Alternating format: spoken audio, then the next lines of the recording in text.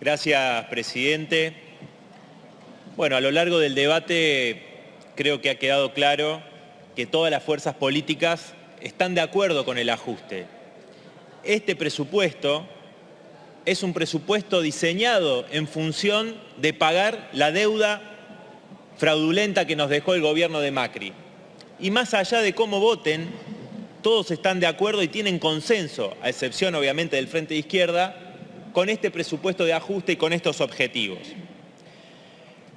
No solamente los diputados de Juntos por el Cambio que escuchamos en las comisiones y aquí celebrar el presupuesto presentado por el Poder Ejecutivo, por Sergio Massa, sino aquellos que dentro del oficialismo corrían por Izquierda Guzmán, tratándolo de ajustador, y ahora apoyan a Sergio Massa, diciendo que agarró un fierro caliente y que hay que bancarlo.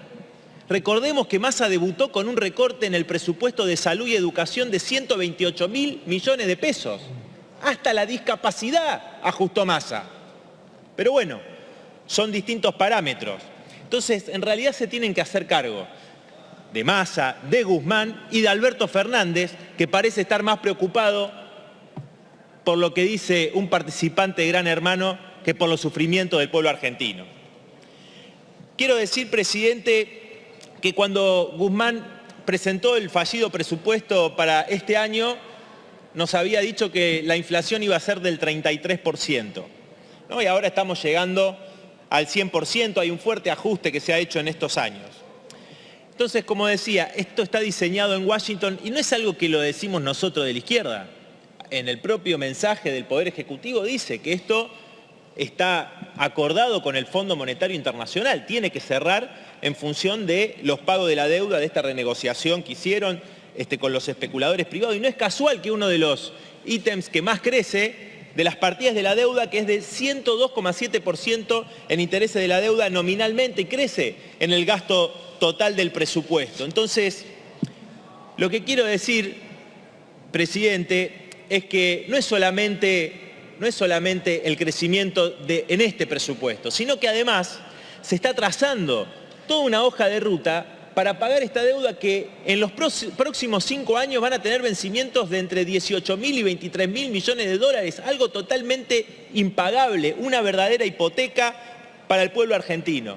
Entonces quiero decir que nadie que acá se diga de izquierda o mínimamente progresista, o que diga que defiende la educación pública, la salud pública, o que defienda a los jubilados, que se niega que le sigan sacando el pan de la boca a los jubilados, puede votar este presupuesto. Y quiero traer a colación unos audios, por si algunos no lo recuerdan, unos audios que circularon de la exdiputada Fernanda Vallejos, ¿no? Y les leo algunas cosas de lo que decía, para los que perdieron la memoria. Decía: lo mínimo que pueden hacer es modificar la fórmula de mierda que nos hicieron votar para las jubilaciones. Es una fórmula para el ajuste. Y fíjese, presidente, que acá, sin los bonos que dieron las jubilaciones mínimas, tenemos desde el 2019 esta parte una pérdida de las jubilaciones mínimas, que son de 43.000 pesos, 50.000 con el bono, una pérdida de 10% en función de la inflación. 14% quienes cobran 2 jubilaciones mínimas, estamos hablando 82.000 pesos. 82, a esos ajustaron, a los jubilados, a los que menos ganan. Bueno, y las jubilaciones máximas. Entonces, presidente, le sigo leyendo algunas cosas que decían estos audios. La política económica se debió subordinar a la política sanitaria, no a la reducción del déficit fiscal y a cumplir con el FMI, decía la exdiputada Vallejos. Y agregó, en función de lo que de Guzmán, ¿no? Y dijo: Guzmán hizo un presupuesto donde se partía de la premisa de que en marzo terminaba la pandemia. Eso era una mentira que todos sabíamos. Entonces, ¿después qué van a decir? Que esto era una mentira en realidad, que bueno, y que lo tuvieron que votar igual.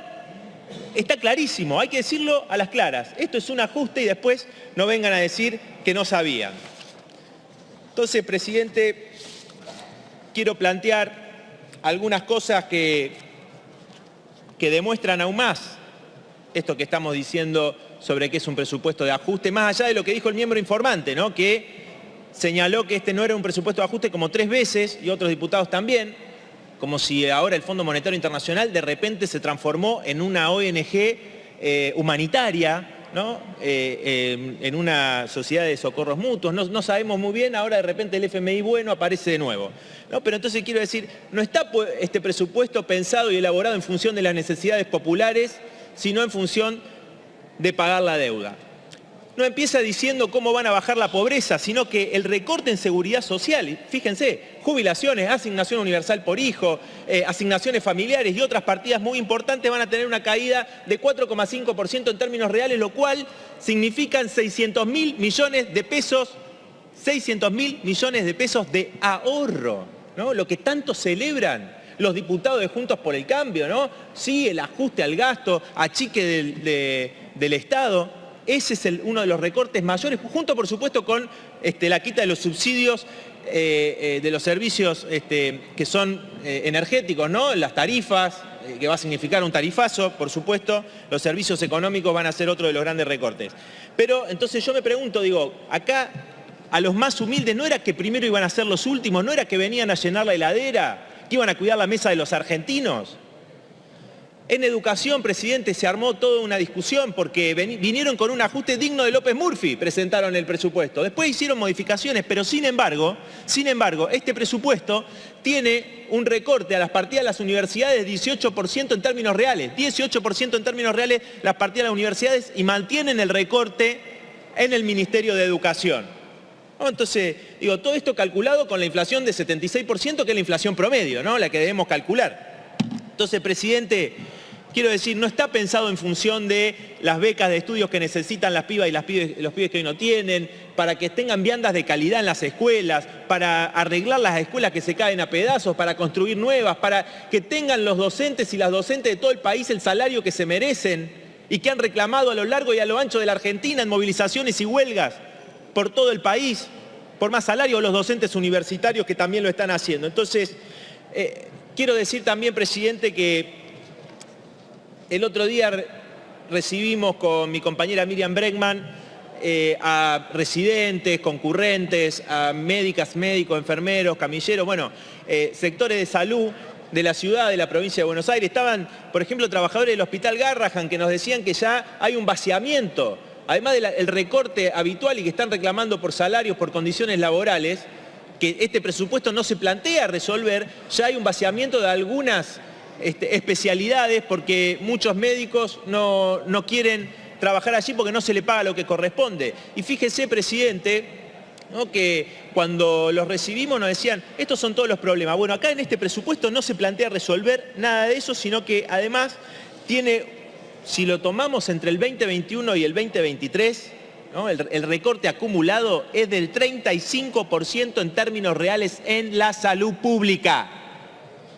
En la vivienda, bueno, también recorte en las partidas del Ministerio de Urbanismo y Hábitat, así que no van a resolver los problemas habitacionales que tienen 3.800.000 familias, no van a empezar a resolver eso, no está trazado para que esto se vaya resolviendo, sino que están votando acá, yo me pregunto, ¿están votando que le van a seguir pasando la topadora a las familias más humildes como hicieron en Guernica? O como vienen haciendo en muchos barrios en la provincia de Buenos Aires y en todo el país. Hace poco, en Merlo, reprimieron a 400 familias que estaban reclamando por tierra y vivienda, las desalojaron. Metieron presa a una mamá de una niña con discapacidad. Entonces, digo, ¿esta es la política que están votando? Entonces, quiero decir, presidente, que se ha planteado un debate sobre un tema que obviamente tiene en primer lugar algo muy importante, que es la bronca de muchos sectores por los privilegios de los jueces, ¿no? Y nosotros estamos de acuerdo en que los jueces paguen ganancias y que se terminen los privilegios, que sean revocables, obviamente es lo que venimos planteando hace tiempo, pero no estamos de acuerdo que en este artículo se incorpore a los trabajadores del Poder Judicial.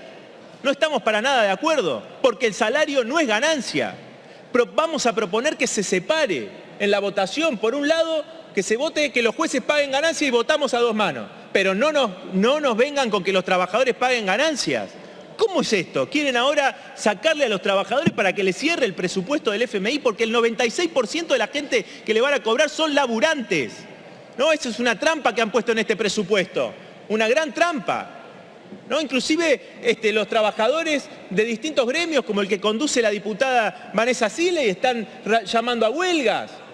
con total razón, están en contra de que se le cobre a los trabajadores este impuesto a las ganancias. Ningún trabajador debería pagar el impuesto a las ganancias.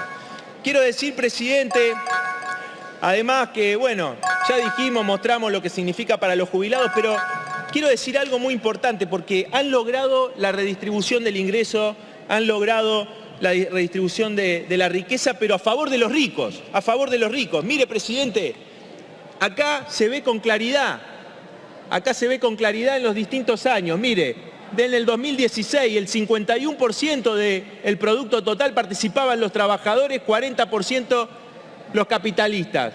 Mire ahora, 2021, 43% los trabajadores, 47% los empresarios, esto en el 2021, ¿no? Pero fíjese que en el 2020 al 2021 fue la mayor caída, de 48 a 43%, millones de trabajadores participan del producto y aumentó la participación de los empresarios, que hoy llega a casi el 50%, ¿ves? Segundo trimestre 2021, segundo trimestre 2022, 41% participan los trabajadores.